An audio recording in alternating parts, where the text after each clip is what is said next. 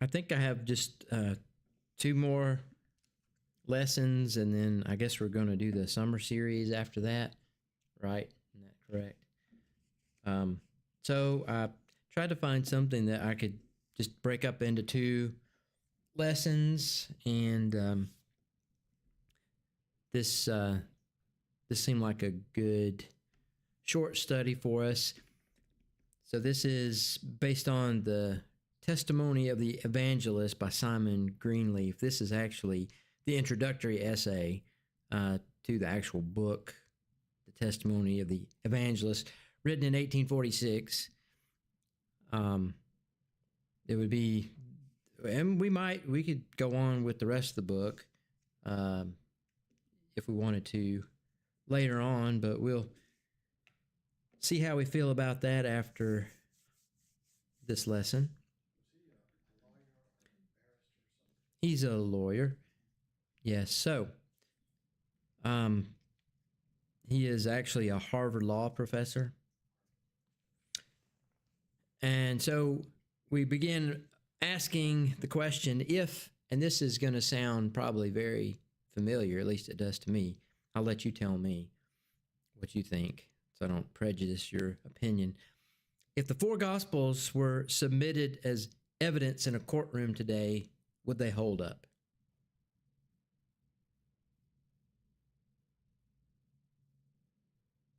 Anybody? It depends on the judge. Yeah. That's true. But then again, it's the declaring of whether they are true is up to the judge. But if you put them into a courtroom scenario, should they hold up? If justice were blind, right? So I know it's kind of a weird sort of a thing to think about, but what does that remind you of, by the way? Anybody got a clue? Positing that, asking that question, evidence in a courtroom. What does that sound like? Yeah, it sounds like the Case for Christ, Lee Strobel. Sounds like those sorts of things. So I have not taken the time to investigate, but I kind of wonder if maybe those are derivative works, or maybe it's just great minds think alike kind of a thing. The display is acting weird. I'm going to take a cue out of Philip's book because he mentioned that the audio messed up after that.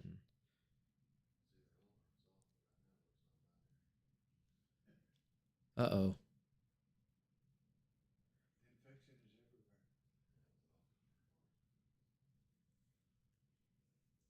Let's see if it's still going. Okay, yeah, I guess it must still be going. All right, so we'll continue.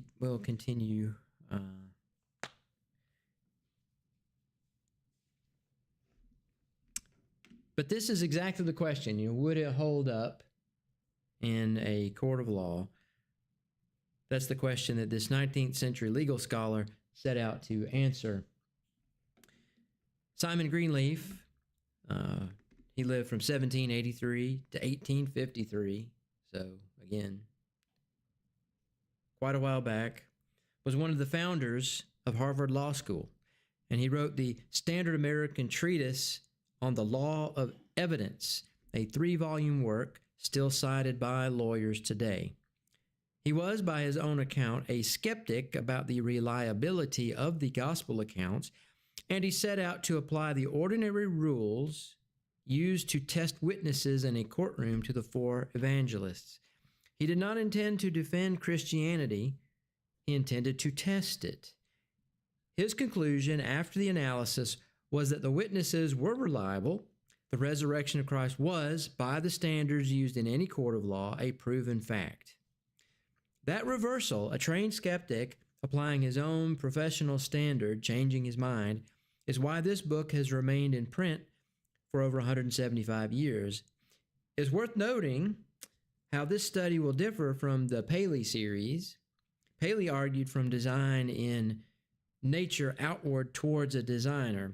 Greenleaf, writing 2 generations later, takes a narrower and more technical route. He never asks whether God exists or whether miracles were possible in the abstract. He asks only one question as a lawyer: would these four men be believed if they said under oath exactly what they wrote? So why approach the Gospels like a court case? Greenleaf was writing at a time when skeptical, Enlightenment influenced criticism of the Gospels was fashionable among the educated classes of Europe and America. Of course, that sounds like today, too. I mean, it seems like that class is always looking to overturn our faith. Much of it was borrowed from the philosopher David Hume, who argued that testimony could never be strong enough to establish a miracle. Greenleaf's insight was that this entire debate had been conducted on the skeptic's home turf, philosophy and abstract argument. He proposed to move it into his own home turf instead, the law of evidence, where he had spent his career and where the rules for testing any witness were well established, publicly known, and used every day to decide real questions of property, liberty, and even life and death. This matters for how we read him. Greenleaf is not writing devotional literature. He explicitly declines at the outset to argue for the existence of God or the general truth of revealed religion. He says those things have already been shown in the most satisfactory manner by others. His self-imposed task is narrower and, in a sense, more testable. Given that these four documents exist and claim to be eyewitnesses or near eyewitness reports, do they meet the standard by which we already judge every other disputed question of fact?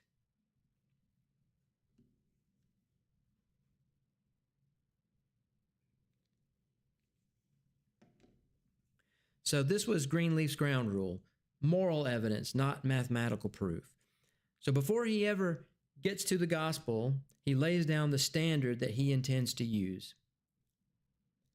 So we need to make sure we accentuate this because it corrects a mistake people often make without realizing it, demanding a kind of proof that no historical claim, Christian or otherwise, could ever supply. So here's a quote from the essay. In trials of fact by oral testimony, the proper inquiry is not whether it is possible that the testimony may be false, but whether there is sufficient probability that it is true. Okay, so you want me to say that again, or are you raising your hand? In trials of fact by oral testimony, the proper inquiry is not whether it is possible that the testimony may be false, but whether there is sufficient probability that it is true. And of course, that smacks of the way that we hopefully still view the justice system. You know, you're innocent until proven guilty. You know, you're not trying to undermine the testimony by saying, well, you know, it could be false. Is there sufficient probability that the testimony is true? So that's what we call keeping an open mind, or, you know, we're looking at the evidence on the merits. You know, we're not just disputing everything that is said. So again, the distinction that we're making: mathematical truths can be demonstrated with certainty. Well, I mean, they used to be able to, you know, 2 + 2 is 4. And we'll assume that most reasonable people, you know, can understand that. So math truths can be demonstrated with certainty. Facts of history and human affairs cannot. They are established by what is called moral evidence, the same kind of evidence a jury weighs every day. Greenleaf's point is simple but important. It's not fair to ask the Gospels to clear a bar that no other ancient history book and no jury verdict is ever required to clear. Greenleaf also insists that this inquiry has to be undertaken with the right posture. Quoting Francis Bacon's observation that No one enters the kingdom of man, which is founded in the sciences, except in the same posture required to enter the kingdom of heaven. That is, as a little child, willing to be taught. He's not asking for credulity, but for the same open-minded fairness any honest juror is sworn to bring to a case. Quoting Bishop Daniel Wilson, he notes that Christianity, quote, does not profess to convince the perverse and headstrong, or to, quote, vanquish the proud scorner. It offers evidence sufficient to satisfy the meek, the tractable, the candid, the serious inquirer. That is the only kind of hearing Greenleaf is asking for, the same one we would want extended to us if we were the ones on trial. I'm reading that again. That's quotable. Sure. Memorable. If you'll read that again. So he quotes Francis Bacon's observation that no one enters the kingdom of man, which is founded in the sciences, except in the posture required to enter the kingdom of heaven, as a little child willing to be taught. He's not asking for credulity. You know, what would credulity be? That would be the desire to believe, the I want to be. What was that, X-Files? I want to believe. Remember the poster in that? Anyway. But just open-minded fairness. The open-minded fairness that any honest juror is sworn to bring to a case. And I'm sorry, but that reminds me of, you know, people get struck from jury rolls all the time. Why? Because they have a prejudice. They bring some prejudice with them. And in fact, oh, really? How's that? I got called for jury duty, and because my brother-in-law is a former police officer, I'm a nurse, and my husband is a CDL driver. Well, you are far too upstanding of a citizen to serve on a jury, my friend.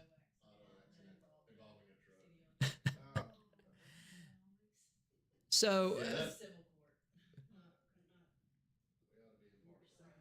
Like the jury, you're right. well, we go to great lengths to, you know, scrub the jury pool of people that have prejudiced prior opinions, you know, and you know there have been some recent court cases where, you know, after the fact, you know, certain people got kicked off of the jury pool for saying, yeah, there's no way that, you know, I would ever convict a person that, you know, looked like me, acted like me, whatever. Now those people are being excoriated and being told that, hey, well, you should have just lied. You should have just said whatever it took to stay on. Anyway, that's kind of the state that we're in now. Because he was seeking money for injury that happened 11 years And ago. it involved a truck. A truck driver hit an AT&T van, and the AT&T van guy was seeking money for injury that caused mental You're just too issues and all You're that too biased. 11 years ago. You're too level-headed. Well, Well, the part. yeah, I'll quote it. I'm sorry. This is the quote. So, Bishop Daniel Wilson, so he's quoting Bishop Daniel Wilson, he notes that Christianity does not profess to convince the perverse and headstrong. Does not profess to convince the perverse and headstrong or to vanquish the proud scorner.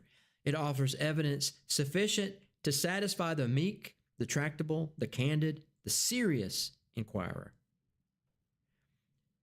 And so if we're out, and I think that the Bible bears this out, and you can think about Jesus' own statement, you know, when he gives the limited commission, and he says, you know, go and, you know, talk to people, and if they don't want to hear, you know, if they're not interested in it, then just shake the dust off your sandals and move on to the next group.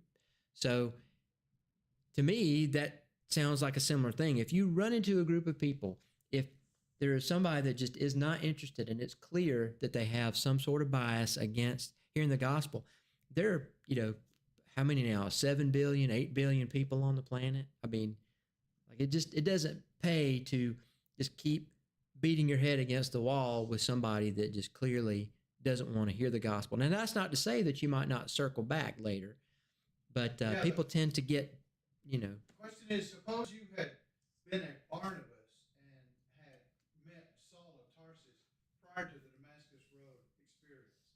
that opportunity to converse with him. Yeah. How do you think he would have made any progress with Saul at that time? You see, you have to be careful. I would have thought he's just perverse and headstrong. Mhm. Wouldn't you have thought that because of what he was doing? Well, I would have been afraid I'd get stoned. Well, exactly. Not only been afraid, but you would have. Well, Ananias was afraid. I mean, Exactly. Even after the fact, yeah. But you would have thought that, and so it's hard. The problem is with. I'm thinking from an practical evangelistic standpoint. sure. That's true, and Jesus did say, if they don't accept you, shake the dust of the city off of your feet. But how long do you prevail before you decide it's time to shake the dust off? Yeah. And maybe circumstances could change like they did for Saul. Sure. And after Damascus Road, I mean, he was a totally different person. He was tractable and candid. Yeah. You would think, and I think we see examples of this just in our day-to-day life. Sometimes people just are having a bad day, maybe, or they got a lot going on, and they can't. I have no interest in discussing something. I can't handle it right now. There's a difference between that and somebody that is just absolutely incorrigible. And so I think you could probably read that and see, who's a good candidate. And I think, what was it? Herman Cain used to say, we're trying to save the savable. You find somebody that's actually, interested in hearing what you got to say. Those are the ones that really you want. I mean, that's the prime targets. It's just, they seem to be few and far between, and we've just become so isolated with one another. And there's just so many things that keep us busy day to day, but they don't really need to. I mean, how have things changed significantly in the bare necessities of life in the last, 50 years? Not much at all. You still need the same things, right? But what has changed that have made our lives busier? Because, people didn't used to just be hurry, hurry, hurry, bustle, going here and going there. But, we have been, the people that have services to sell, that have things that they want us to buy, they've figured out how to target us and to tell us, oh, you need this, you need that, go and join a gym, or, go to this restaurant, or, buy this car, play this game on your phone. I mean, we find things that take up our time, and we fill up our calendar with just tedious things that really we don't have to do. We just, I want to experience that. I need to do that. I need to do. And then we get so overwhelmed with all the things that we, think we want to do, that we don't take the time to do the things that we ought to be doing. In particular, spending more time with the family. There are plenty of people that, and this is something that, I would highly recommend anybody that has a job think about. There is no job that you can have that you are absolutely indispensable, that they couldn't fire you tomorrow and they wouldn't just move right on and forget you ever existed. It doesn't matter if you're the lowest person on the totem pole or if you're running the whole thing. It doesn't matter. Life moves on. Life goes on. But there are people that think that, if I just, I'm going to work on the weekend and I'm going to get a leg up and I'll get a promotion. And that may happen, but that company doesn't care about you. And I say this to men and women. I would especially say this to women, like, why, if you could choose, if you were in a state where you could, a financial state where you could stay at home and raise kids, then I think you should do that. I think you should avail yourself of that opportunity, because you can either, basically work for, one guy and your kids. I mean, if you want to frame it in that way, or you can work for some company that just doesn't care about you, right? So is it better for you to invest your time into an organization that could just fire you tomorrow, lay you off, and then where would you be? People too often, they'll go to work, but then they have to pay for somebody to watch the kids or special schools or whatever. And you think, I mean, isn't that kind of a wash?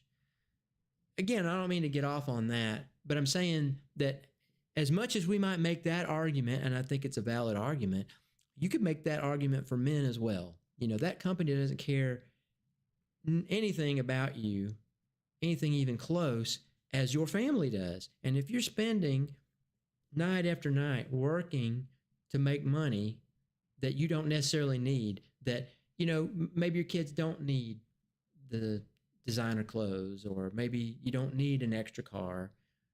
So if you're doing that and you're neglecting to spend time with your family, you're going to pay for that one day, and it's not worth it. So again, there's always trade-offs in life, and so that's something I would personally would advise to young people going into a career. Treat a job like a job. It's not your life. Your family is more important. That should come first. Church should come first. Your family. Anyway, so that's what we're trying to find is people that are reasonable like that. People that aren't, hurrying from one thing to another. But it's so difficult to find that, because now you're asking them to do one more thing. Come to church. Wow, I can't possibly pack that in. I got too much going on. Like, well, that's like the only thing that's important. And people need to reassess, what their priorities are. And it's a good thing to do that from time to time. And Philip's exactly right. There comes times in your life, and I know people like this that I've, worked with in the past. After you do a job for 20 years, and you're doing the same thing day after day, and you realize this, maybe you've come to some of these conclusions, you start realizing that there's more to life than trying to, get ahead in a career. And so people become more existential in their thinking, and they're more open to these kinds of discussions, because there's got to be more to life than just, crunching numbers, or, digging holes, or, bolting things together. That is a means to an end. It puts food on the table. It puts the shelter over you, but it shouldn't be all that you are. And while I'm on this soapbox, I will say another thing that got pointed out to me. The fact that you see sometimes these old men sitting on a park bench, or they don't seem like they have anything to do. A lot of times they've done studies on this, and most of those people used to work at a company, and when they retire, they have no purpose in life. They're lost, because they're used to people depending on them, and you've got to get this report, or you've got to do this. And when they retire, they don't have that anymore, and so they don't have the purpose that they used to have. That's not a good position to be in. You'd rather be looking forward to retirement so I can spend more time with the family, more time, doing church work, doing, volunteer work, that kind of a thing. But so many people get wrapped up in, their career, and they just can't let that go, but it lets go of them. And so, and then a lot of times they lose, they don't have any purpose, and they don't have anything to fall back on. Like, there's nothing perhaps spiritually, they've neglected things. And so it's just difficult for them to, find a new path. So these are all things that I think we need to think about as we go through life. Yes, sir. Just incidental, but my father's 97, but he's writing another book. Yeah. Who's out there today in the office writing another book? And that's exactly right. If you have purpose, and that's another thing that people look at, it's another thing that they study. It's kind of like, was that article you put in about married men, living longer? I mean, at least you have a purpose, you have something but we need a purpose. We've got to have a purpose in life. And that's what kind of bothers me about the younger generations coming up, is that, some of them just don't seem like they feel like they have a purpose. And the problem is they don't even have, work to give them something to do. They're just aimless. And again, I'm hoping, what's that? Yeah, and idle hands, they don't have anything to do, and so they get into trouble. So, that's another avenue, giving people purpose, spirituality, coming to church, doing things for the Lord. Those are the kind of things that matter. So again, that if that's the means to an end, if having a job is helping us to achieve those ends, then you'll never retire. You'll never have a day off. And as your father's doing, writing another book. I mean, that's awesome. It's great to feel like you've got so much that you gotta, you can't stop because there's too much that you've good. I'm not talking about work. I mean, the work never ends. I'm talking about having that purpose of, writing a book or teaching people or talking about Jesus. Those are the kind of things that we need to be so full of that we can't ever get enough of spreading that to people. So the problem is you got to get it in first. You have to ingest it first before you can start broadcasting it out there. All right. So again, we're often, and it doesn't matter, just to follow up on this statement, where Christianity isn't trying to convince the perverse and headstrong or vanquish the proud scorner, but offering evidence sufficient to satisfy the meek, the tractable, the candid, the serious inquirer. You're never going to satisfy. It's like the Jews during Jesus' day, the ones that, just wanted him to see him crucified and they didn't care. They saw the miracles sometimes. They heard of them. They had as much or more evidence as we have, and yet they still rejected him. So you're always going to have that kind of situation. So there's always going to be somebody that will, it doesn't matter what you do. It doesn't matter how, they're just so close-minded. But as he says, that's what we want extended to us if we're the ones on trial. We want people with open mind, which is why we, kick people off of juries. So here's some questions that are posited.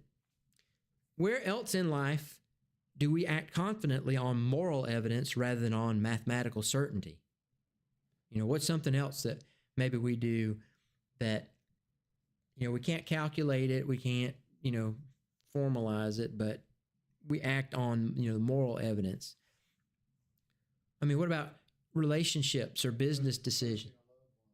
Exactly. We trust that something's going to get done, I asked Reagan last night, I said, hey, can you go get a birthday cookie for mommy tomorrow? And not only did she do that, she went and got breakfast, I hear, which was great. But, you trust that it's going to get done because you know that person and you know that they are reliable and trustworthy. I mean, you can't calculate that. You have evidence of it because of what they've done in the past. So, relationships, business decisions, sometimes you just, you go with your gut because, I trust that person or, for whatever the reason is, and you could be wrong. Is it reasonable to hold the Gospels to a higher standard of proof than we hold other ancient documents or other courtroom testimony? If we do, then we are biased. I think, if we hold it to a different standard. Just about everything we do in the workaday world is based on probability. Mm-hmm. I mean, if you drive a truck and you go to another state you've never been, and you drive over a bridge over a big river, yeah, it's possible that bridge could collapse. It has happened. It's been on the news. Mm-hmm. Spectacular, horrible things happen. But you think to yourself when you see the bridge, the probability is it won't fall. It could. Yeah. But it probably won't. And you base that on just inductive reasoning. It's just plain on induction. Most of the time you cross bridges, they don't fall. Sometimes they do. Yeah. But we don't get out at every bridge and, get out the scientific instrumentation and, measure the density of the concrete and no. Somebody else is supposed to have already done that. You trust that they did. Maybe a misplaced confidence, but you trust that it happened. And I don't know how much of this stuff is just trolling, but I saw a video, and I don't blame him for doing it with the state of, lettuce and stuff that you get from the market these days, or where it was harvested or who handled it. But she, Fertilizer, I think. yeah, but I saw they took it was bagged lettuce and carrots. Anyway, they took this out and they dumped it in the sink and they poured bleach on it. And I know, I'm telling you, you don't know what's trolling, what's not. And then they were squirting it with like dishwashing liquid, and and then I wouldn't listen to. I was just reading the subtitles. I don't trust, I would just trust, food like this to my husband and my kids without making sure. I still don't think that kills all of the parasites and the bugs that are in there, but she was giving it. But anyway, she washed it good, and I hope they are okay. But well, we used to hear the dictum when you go to Latin America, don't eat the lettuce. Yeah. But now Latin America has come to us. So yeah, with the lettuce. that's true. I guess just my point there was, normally you just, hey, if it's in a bag and I bought it at the supermarket, you trust that it's clean. But, there's still going to be some people that go way beyond what should be necessary. Probably they were wearing a COVID mask while they were doing that. I don't know. I just can only theorize. But anyway. And if you buy a Ryobi tool, you'll think that's a name brand. But then you find out it's a knockoff from China. Yeah. They're bad about that. They've bought up a bunch of name brands, and then they just put us, cheap stuff with the used to be a good name brand on it. I think RCA was one of those. A lot of them. All right. So, the third question, final question: what is the difference between asking someone to have an open mind and asking them to suspend their judgment altogether? Well, that's a big deal, right? I mean, there are plenty of, religions that require you to suspend your judgment altogether. Because if you start probing and poking, you're not going to like what you find underneath. And so you have to just not look. But the difference is you just want a fair hearing. You just want for someone to listen to it and then make a judgment. I mean, that is all you can ask someone to do. And that is by design. I mean, I might add that. I mean, at least that's the implication, because it's through the foolishness of preaching, right? It's not, we're not taking the truth in a syringe and injecting it into the veins of a person. We're persuading men. We're making an argument. So, all of this follows and it tracks. All right, so here's the next question. Greenleaf then applies an ordinary rule of evidence used for any old document brought into a courtroom: a deed, a will, an ancient charter. So here's the quote. Every document, apparently ancient, coming from the proper repository or custody and bearing on its face no evident marks of forgery, the law presumes to be genuine and devolves on the opposing party the burden of proving it to be otherwise. So, in other words, an old document found where you'd expect to find it without obvious signs of tampering is assumed genuine unless someone proves otherwise. The burden of proof is on the person who doubts it, not on the person who holds it. Greenleaf points out that the Gospels meet this test as well, or better than, almost any other ancient writing. They have been in continuous public use in the church since the earliest centuries, copied, quoted, guarded jealously by competing factions who would have loved to catch each other in a forgery. That kind of hostile, cross-checking custody is exactly the condition that makes ancient documents trustworthy in a courtroom. He adds a second, related legal rule that reinforces the first: the principle that in matters of wide public interest, the ordinary current of testimony can itself be trusted because everyone with a stake in the matter was in a position to check it and object. So, did you get that? I'll restate it. The principle that in matters of wide public interest, the ordinary current of testimony can itself be trusted because everyone with a stake in the matter was in a position to check it and object. So here's the quote from from his writing. In matters of public and general interest, all persons must be presumed to be conversant on the principle that individuals are presumed to be conversant with their own affairs.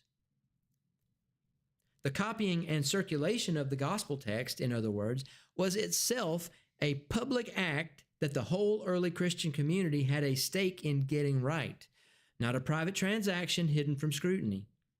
Greenleaf notes that far shakier ancient texts, old legal codes, such as the Corpus Juris Civilis, still cited across continental European courts, or parliamentary records such as the Domesday Book, are routinely accepted as genuine on weaker evidence than what stands behind the New Testament.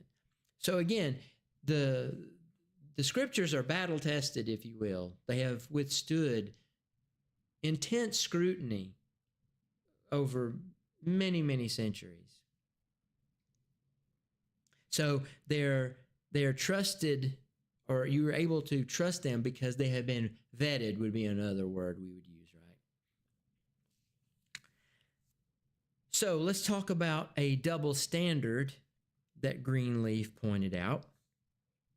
And this is where Greenleaf grows pointed. He observes that skeptics of his day quietly reversed the ordinary burden of proof whenever the Gospels came up, requiring the Christian to prove his witness trustworthy before their testimony could even be considered, while every other ancient writer was extended the ordinary presumption of honesty, the presumption of innocence. So instead, they started requiring the Christian to prove his innocence first, to prove to be trustworthy. And so here's another quote. It is for the objector to show them spurious, for on him, by the plainest rules of law, lies the burden of proof. It is for the objector to show them spurious, for on him, by the plainest of rules of law, lies the burden of proof. He drives the point home with an analogy from his own courtroom experience. The rule in courts of equity, that is chancery, where a single witness is never allowed to outweigh a defendant's own sworn oath. Another quote. The testimony of a single witness is never permitted to outweigh the oath of even the defendant himself, interested as he is in the cause. But on the contrary, if the plaintiff cannot overthrow it by something more than the oath of one witness, however credible, it must stand as evidence against him. So that's interesting. And I don't know, maybe that's still in effect. So it takes more than just one witness to overturn the oath of the defendant himself. Yet, Greenleaf notes, critics have often treated a single skeptical ancient source as sufficient to outweigh all four evangelists, and we're talking about Matthew, Mark, Luke, and John, combined. And worse, have treated the four Gospels not as four independent witnesses who corroborate one another the way any other set of ancient historians would be read, but almost as a single conspiracy. Quote, they have been treated in the argument almost as if the New Testament were the entire production at once of a body of men conspiring by a joint fabrication to impose a false religion upon the world. His conclusion is simple. Treat the evangelists the way we treat Josephus and Tacitus or Polybius. And is it Livy or Livy? L-I-V-Y. As independent ancient historians who corroborate one another. And the case looks very different than the one built by critics who start by assuming collusion. So you might ask, and this is a good question, okay, why might it feel natural for someone to demand more proof for a religious claim than for an ordinary historical one? And is that instinct fair? Because I've thought that myself. Well, if you're going to base, your religious beliefs off of a document, well, it needs to be airtight and we need to hold it to a higher standard. But is that fair? Is the question. Or are we introducing perhaps a little bias in our thinking when we do that? Are we, when we hold it to a higher standard than we would any other ancient document? Well, we have more of an interest in determining whether it is true or not than we do other documents that don't make a lot of difference in our eternal destiny. Mm-hmm. This one would. Mm-hmm. It's true. Do we demand more proof for it, though? We probably do. Is that fair? I mean, again, I'm not coming down on it's just a discussion question, but We have to think there are truth claims made by rival religious figures as well, and not usually the same quality or character as Christian claims. They don't make a lot of historical claims. Well, Islam makes a few about the life of Muhammad, but you have to treat those with a fairness or objectivity. To say just because you claim that Muhammad received revelation, whatever, you need more than that. So I think when it comes to something of that nature, I think it is fair to demand more. You can't just accept what Muhammad said. Let's give him the benefit of the doubt, mm-hmm. because there's just too many such claims out, and they can't all be true because they are mutually contradictory. Mm-hmm. Exactly. Greenleaf complains that critics of his day treated the four Gospels as a single conspiring source rather than four independent witnesses. Do we think that that's the case today as well? Is that a common attitude? We know critical scholars assume that, and a lot of conservatives too, by the way, that Mark was the first evangelist to put pen to paper. And that was the memoirs of Peter, basically. Mark was just spouting off what Peter reminisced about. Mm-hmm. And then Matthew, even though he was an eyewitness, saw that and said, hey, that's good material, that's a good outline, and followed his outline and a lot of the same wording as well. Mm-hmm. And Luke, too, they did that. Luke did the same thing, although Luke did a little more investigating outside of those sources, interviewing witnesses and so on who were still living. Mm-hmm. Because he was not there, as far as we know, when those events occurred, but Matthew was. So that would make the synoptics, if that's true, basically all footnotes back to Mark. So if you could impeach Mark, then you would impeach the rest of them. John they treat differently because he wrote so much later. Apparently he wrote much later in the first century. Mm-hmm. And it's such a different style of gospel that while there's some similarities and they deal with a lot of the same facts, the wording of John, it shows that he may have been aware of the synoptics, but he was not relying upon them. There's no literary dependency there with John. Mm-hmm. So that's what's going on today. I don't know about your question. Yeah, I guess the average person on the street would think, yeah, there's a bunch of early Christians got together and they all colluded. Mm-hmm. Well, let's talk about the four witnesses, as he calls them. A courtroom doesn't just weigh documents, it weighs the people who wrote them. Greenleaf spends real time establishing who these four men were because a witness's background bears directly on how much weight to give his testimony. So we'll start with Matthew, the tax collector. A Jewish tax collector working under Roman authority, likely collecting duties on goods crossing the Sea of Galilee. Greenleaf spends time on just how demanding and adversarial that profession was. Roman tribute from a province the size of Judea ran into the millions of dollars annually. By Greenleaf's own 19th century estimate, roughly 22 million. I mean, that would be massive. Assessed through direct capitation and land taxes, as well as customs duties on trade goods, tax collectors of that era, Greenleaf notes, had to be constantly on guard against evasion, fraud, and deception, which is exactly the professional temperament of a hard-to-fool observer. Scholars in Greenleaf's day debated whether Matthew wrote as early as AD 37 or as late as AD 64. Greenleaf leans toward the earlier date, noting Matthew's high regard for Jerusalem and the temple and his relatively restrained treatment of Herod, details that suggest a gospel written for a Jewish audience, while those institutions and that dynasty were still very much a live concern. What do you say? That's a good point. Do you think that would be fairly? I mean, you agree with that? Yeah, I agree that historians vary late the latter part of the 30s to the Mm-hmm. 60s. Some of the more radicals even would be late in the first century. But there's been a tendency in the last few decades, even among the moderates to somewhat left-leaning scholars, to just to reduce down the time the gospel to closer to the events themselves. Mm-hmm. So you have even John A.T. Robertson wrote a famous book called Redating the New Testament. Mm-hmm. Now, this is Bishop Robertson, a flaming, wild-eyed, relativistic liberal.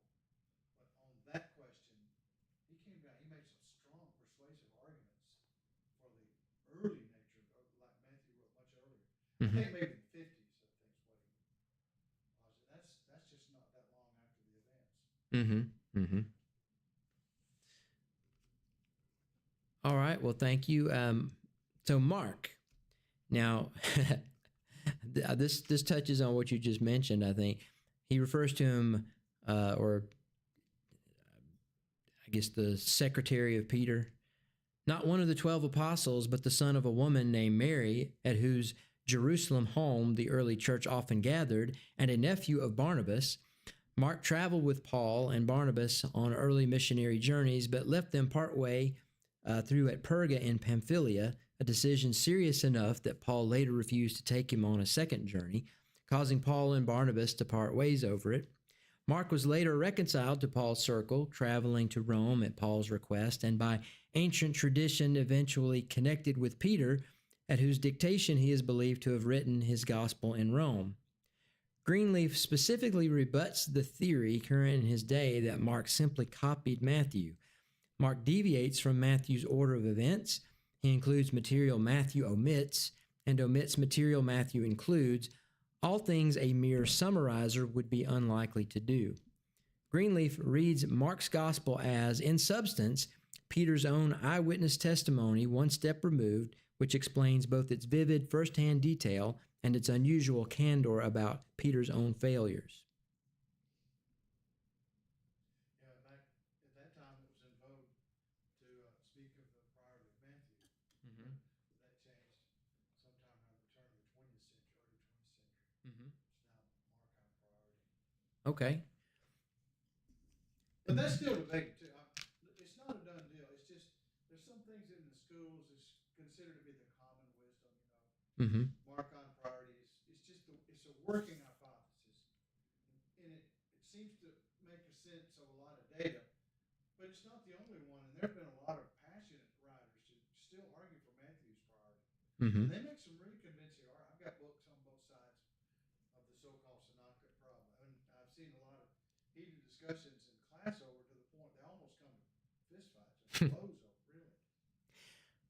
Well, I mean, can't you explain the similarities by the fact that they're writing about the same events? I mean, it just seems like that's a natural thing. If, four people.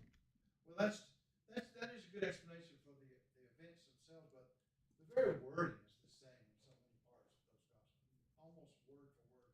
But these people were. I mean, they were from the same places. I mean, people use the same vernacular, and you would think that if you are Look, with. I'm having to teach school, and I've had to start detecting when people are fudging a little bit and stealing from others and not giving proper attribution. Yeah. So you get to where you can recognize, and I'm not saying anybody stole anything. I'm just saying that we're talking about literary dependency, one way or the other. I don't either Mark to Luke or Matthew to Mark. Well, the other thing, it could be that, and I've seen this firsthand so many times. You'll have someone, you have some new person that you've been introduced to, some new friend in the group, and they have certain phrases they use. Well, all of a sudden, you'll start hearing it from everybody else. Everybody else pick up on those same, turn of phrase. And it's just fascinating to see that, because then you'll hear it and you'll be like, hold on. that's something that so and so would normally say. Why are you just? But that's how language perpetuates. I used to hear, and it used to irritate me to no end. What was it? People say no problem, right? I used to say no problem. What is the new thing that everybody says? No worries. And that's an Australian. I know. Stop it. Stop it. You hear about things going pear shaped. Pear shaped. That's a British expression, and I can't stand it that we're using. It's like the Tower of Babel. Let's all separate again and have our own phrases so you can know. Like, I don't want everybody to speak the same way. Well, not spiritually, sure, but not culturally. I want to go to France. I want to see French people. I don't want to see, well, the same people you'd see in any country. You know what I mean? You don't want to, like, I'm sorry, but you look at the team, the math team from the U.S. that won the math tournament, and they're all Chinese. It's like, hold on, did we just import people? Or what's worse is you watch the Olympics and it's like, it's not 10 different nations competing. It's one nation competing against itself. They've just, they take people that migrate over here, and then they just go. And anyway, you're representing, but why bother? Why bother watching, Miss Universe? Especially when a dude wins it. But anyway. When it comes to literary dependency, there are some obvious cases. The book of Micah does apparently quotes directly from portions of Isaiah.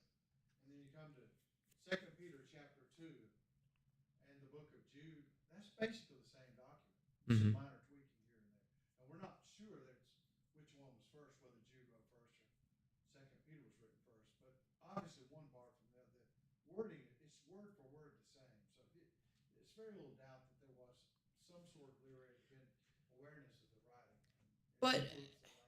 But okay, again, you would think, sure, maybe some things were lifted, maybe some ideas were borrowed, but these were all people that were witnesses, firsthand or at least, secondhand witnesses. I mean, these were all people that were directly involved, much closer than we are. The fact that they would take the time to, borrow some language or use the same sorts of phrases. Well, there's an alternate theory that says that oral tradition was so stylized, and it was so much more popular even than documentation in those days that a lot of people couldn't read, the average people in the synagogues or in the churches. Mm-hmm. So they learned to memorize it. They become stylized ways of saying something. For example, in Aramaic, almost poetically, where it's like a nursery rhyme, you could memorize it and then convey it on.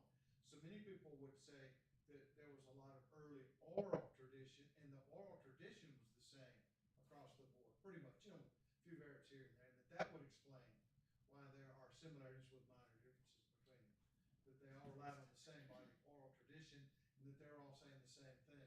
Mm-hmm. That's not as persuasive, though, as the document. I think the documentary hypothesis on that is just a little simpler, just a little, it's more Occam razors type of thing. But it's a possibility too. Well, what about the idea that they're inspired and the Holy Spirit's just repeating? Maybe it's just the same thought from a different person, and it came out the same way, even though it's filtered through, the person's brain and their writing style. I mean, there's some concepts that would be true if you wanted to look at it from our perspective at an advanced level. Once we've made all these conclusions that they told the story correctly, then we would know that Jesus did send the Spirit back from heaven when he ascended. Yeah. But at this point, we're just looking at them as human authors when you're dealing with the history. You have to force yourself to stay at this level. And it's just a heuristic kind of decision, just for the purpose of, not jumping ahead and begging the question. So to bring that in now, if you're trying to reason with skeptics, say, hey, Matthew, Mark, Luke, and John were independent witnesses, and you better believe because they were inspired. You're not ready for that argument at that point. Yeah, I understand. I'm just speculating. That could be some of this too, but I mean, you wouldn't jump to that argument right off the bat. if you're trying to convince a skeptic. All right, so let's talk. We got two more. We'll wrap up. Luke, the physician, a Gentile by birth, who first converted to Judaism and later to Christianity, by profession, a physician, and for years a traveling companion of Paul. Luke wrote for Gentile readers. He traces Jesus' genealogy upward to Adam rather than downward from Abraham, as Matthew does for a Jewish audience. And he dates events by the reigns of Roman emperors rather than by Jewish festivals. His gospel is formally addressed to a named individual, Theophilus, whom the 18th century scholar Dr. Nathaniel Lardner, an identification Greenleaf accepts, took to be a man of some rank in Greece. Luke does not claim to have witnessed everything himself. He says he wrote after careful inquiry, having perfect understanding of all things from the first. Greenleaf treats this the way a court would treat a competent, commissioned investigation. Not an eyewitness account exactly, but the next best thing, a careful, contemporary inquiry conducted by a well-educated investigator with direct access to the eyewitnesses, undertaken at the request of a person of standing who Luke had every reason not to mislead. Luke's medical training shows up throughout in small, precise clinical details other writers pass over. Where Matthew and Mark simply describe a man as a leper, Luke specifies he was full of leprosy. Where the others mention a withered hand, Luke specifies it was the man's right hand.